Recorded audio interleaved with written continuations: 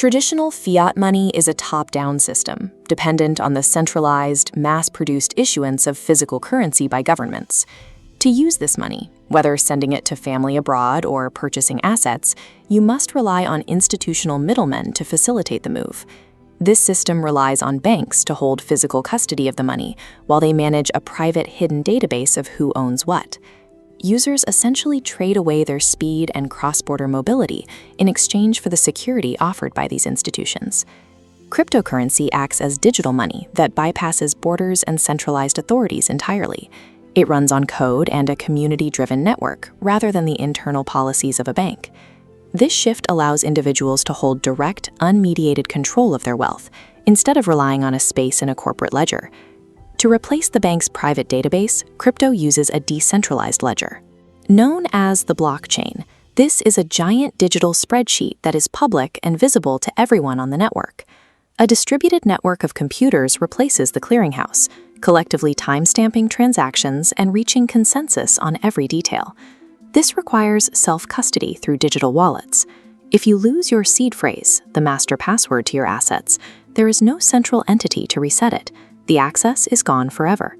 Security is provided by global mathematical consensus rather than a physical vault, placing total responsibility on the owner. Newer blockchains like Ethereum, Solana, and Cardano act as programmable operating systems rather than simple, static stores of value. These networks use native tokens like ETH or SOL as the fuel required to power the network and pay for transactions. Thousands of other tokens, known as altcoins, launch and operate on top of these base platforms to serve as currencies within specific apps.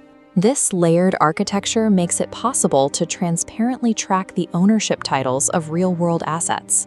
Real estate titles can be committed to the blockchain for instant verification, as can the provenance and ownership of physical fine art, and even the digital tracking of vehicles and luxury goods. Blockchains have become complete, decentralized property title systems that power entire digital economies. Because price volatility is common in the crypto market, investors often need a way to protect their gains. Stablecoins solve this by being cryptocurrencies that are permanently pegged to a stable value, like the US dollar. They allow users to exit volatile positions into a fixed dollar value without ever moving their funds back into a traditional bank. This provides the stability of traditional banking while keeping the wealth entirely within the decentralized ecosystem.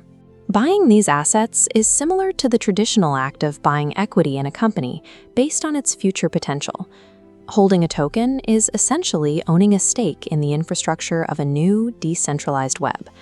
As more developers build on these platforms, user adoption grows, which increases the demand for the network's native coins. This technology has reinvented the concepts of value and ownership for the internet age, and this shift away from centralized banks is only just beginning.